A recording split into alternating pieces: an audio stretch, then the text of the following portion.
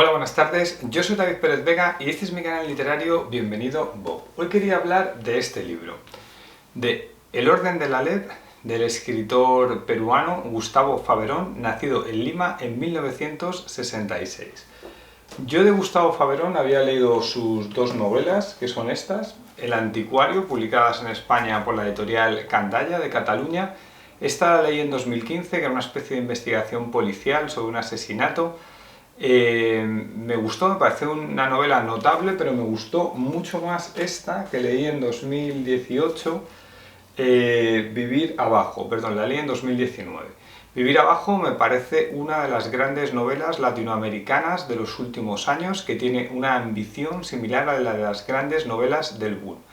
Partiendo de las premisas en algunos casos de Roberto Bolaño, hace una indagación sobre las prisiones, sobre la represión estatal en Latinoamérica, tremenda, es una novela muy intensa, con imágenes muy potentes y realmente muy ambiciosa, muy recomendable. Quizá debería hacer un rescate de estos que hago del blog al canal y comentar aquí Vivir Abajo, porque realmente merece la pena.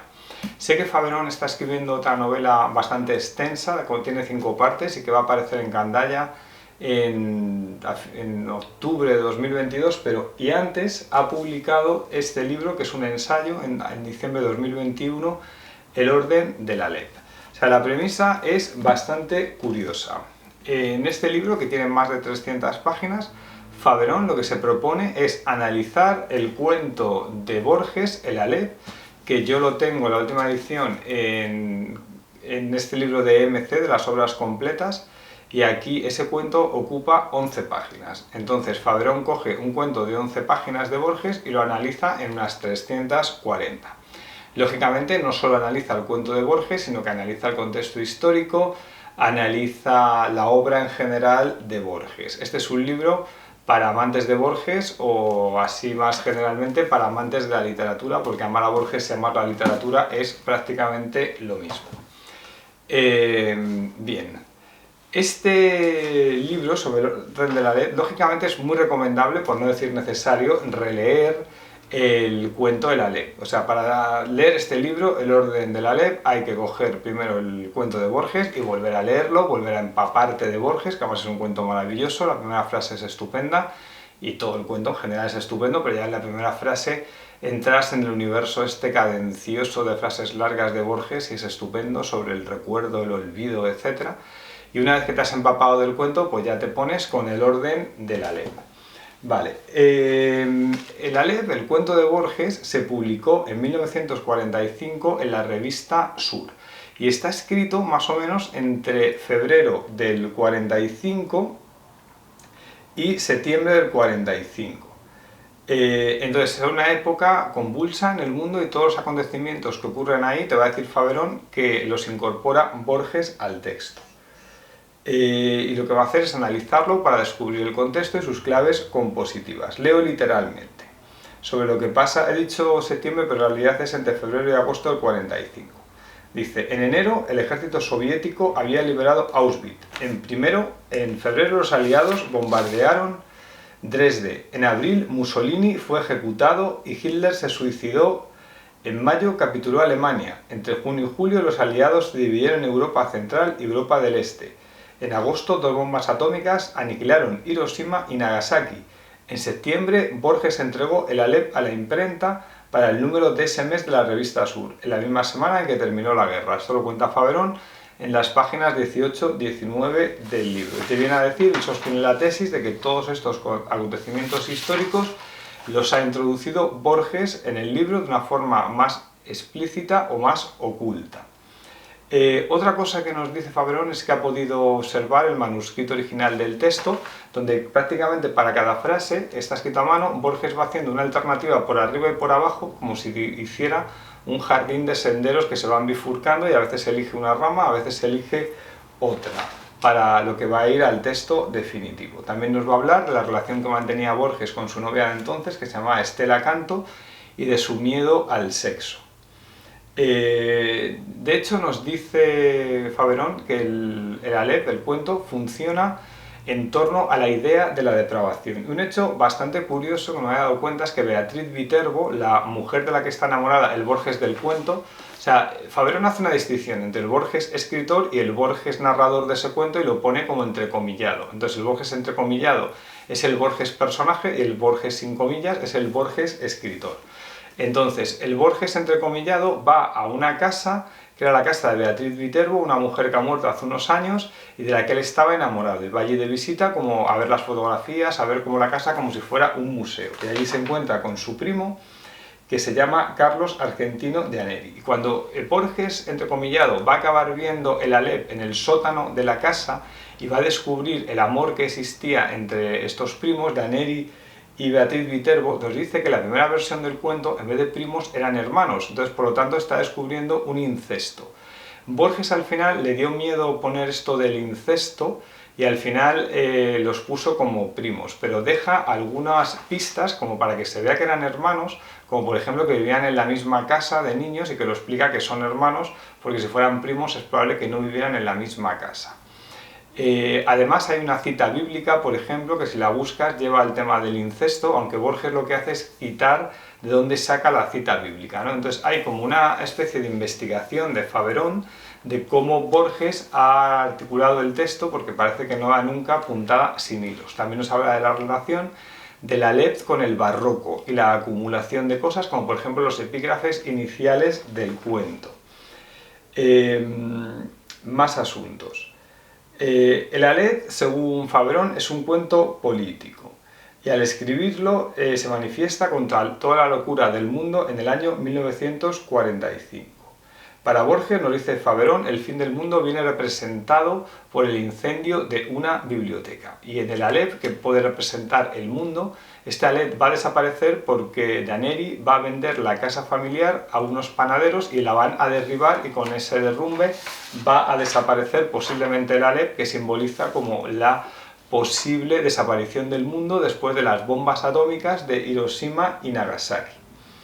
La parte más importante del libro es que Faverón se va a encargar de analizar la enumeración que hace Borges, entrecomillado, del Aleph. Es decir, hay un momento cuando va a la casa de Beatriz Viterbo, el Borges personaje, Daneri le dice que en el sótano, en un escalón, existe un Aleph, que un Aleph es un punto en el que se pueden ver todos los puntos. Invita a Borges a visitarlo. Borges baja allí y ve el Aleph y describe en una enumeración que ocupa más de una página todas las cosas que ve. Se supone que está viendo todo a la vez, pero Borges elige una enumeración y yo cuando leí esto las primeras veces, porque es un cuento que he leído 3 o 4 veces, lo leía como un poema donde hay unas imágenes bellas creadas por Borges. Pero lo que te viene a decir Faverón es que esas imágenes no están ahí de forma aleatoria simplemente por su belleza, están ahí con un simbolismo detrás y que todo el rato significan algo, y además te dice que el Aleph es un espacio donde es solo un indicio del tiempo, y todas estas imágenes que se ven en el Aleph se crean por asociaciones y contrastes. En 1945 Borges iba ya camino de la ceguera, pero lo que ve en el Aleph es puramente visual y simboliza todo el mundo, ¿no?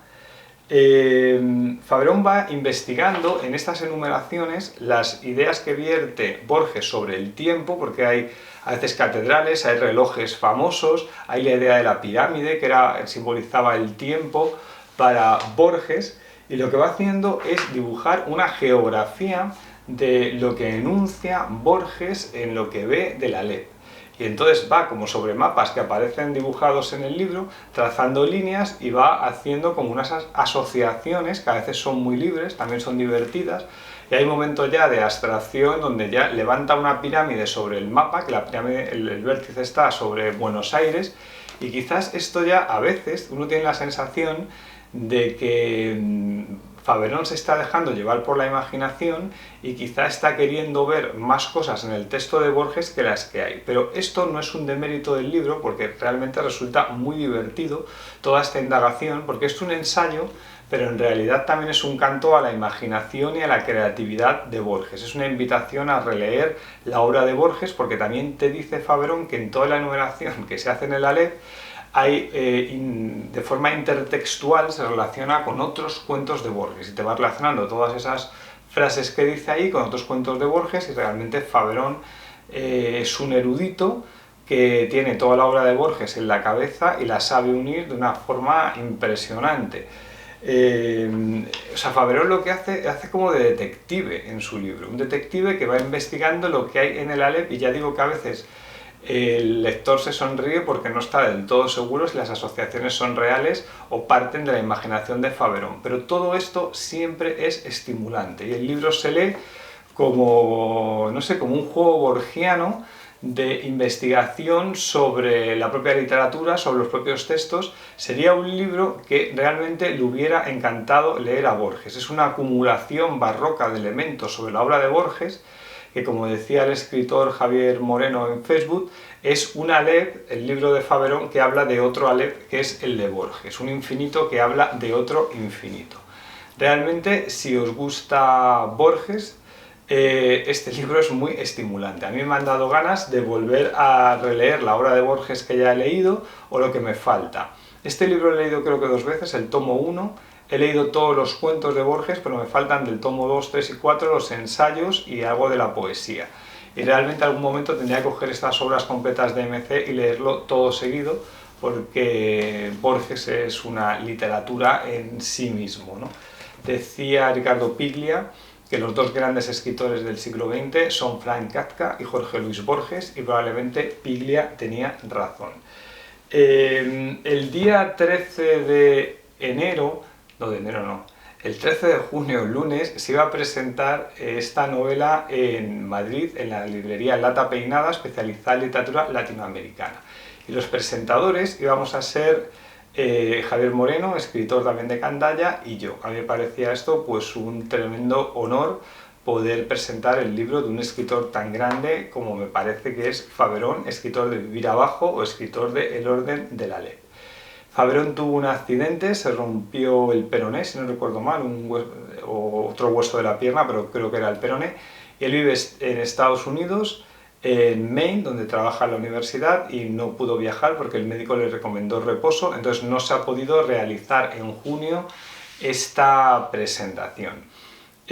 Los editores Olga y Paco de Candaya me dicen que es probable que se vaya a celebrar en octubre cuando se presente la nueva novela y se haga una presentación conjunta de este libro y del otro, y espero que se acuerden en octubre de invitarme de nuevo a presentar el libro de Faverón, porque para mí eso sería un grandísimo honor, como ya he dicho. Así que os invito a conocer la obra de Faverón. Este es un libro para amantes de Borges, muy divertido, y Vivir abajo es una grandísima novela. Ya digo que para mí es una de las grandes novelas latinoamericanas de los últimos años, es una obra maestra. Y bueno, y pues dicho esto sobre la obra de Faverón, que me decían en internet, que estuve conversando con un chico que se llamaba Yohei, creo, que era peruano y no es muy leída la obra de Faverón en Perú, y es una pena porque es un gran escritor peruano. Bueno, pues hasta aquí las reseñas, no sin antes despedirme, antes de hacer mi momento spam. Mi novela Esto no es Bambi, sobre el mundo del trabajo, como una novela de terror y de humor con 6 voces narrativas. Dejo por aquí un enlace a un vídeo donde hablo más extensamente de esta novela. Los Insignes, mi novela sobre el mundo de la poesía, una sátira humorística donde transformo a Kim Jong-un, el dictador de Corea del Norte, en un poeta que habla con un poeta frustrado español llamado Ernesto Sánchez, y hablan a través de Skype. Dejo también el enlace, y mi novela más extensa, Caminar entre las ratas, que habla sobre la crisis de un hombre de 39 años a punto de cumplir 40. La novela está ambientada en Madrid en 2013, que todavía sigue la crisis económica 2008-2014. Es una crítica al sistema económico desde lo íntimo de una persona que está cada vez en trabajos peores, le va mal las relaciones, y habla también de lo político y lo social. Dejo el enlace y ya sí que me voy a despedir y hablamos. Adiós, hasta luego.